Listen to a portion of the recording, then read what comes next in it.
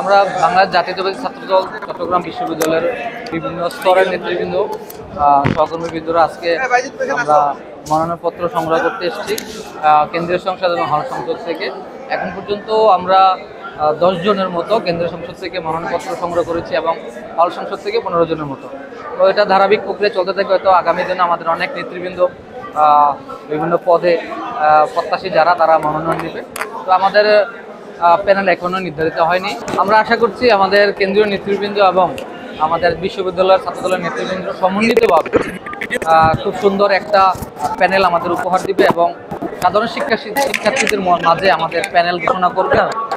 তো আমরা আগামীকালকে আমাদের মনোনয়ন প্রত্যাশীরা মনোনয়নপত্র সংগ্রহ করবে, এটা চলতে থাকবে। তো আমরা আশা করছি শীঘ্রই আমাদের প্যানেল ঘোষণা করবে এবং যে প্যানেল ঘোষণা করবে আমরা ওই প্যানেলের জন্য আমাদের ছাত্রদলের প্রত্যেক স্তরের নেতৃবৃন্দ প্রত্যেকে যার যার জায়গা থেকে প্যানেলের জন্য কাজ করছে।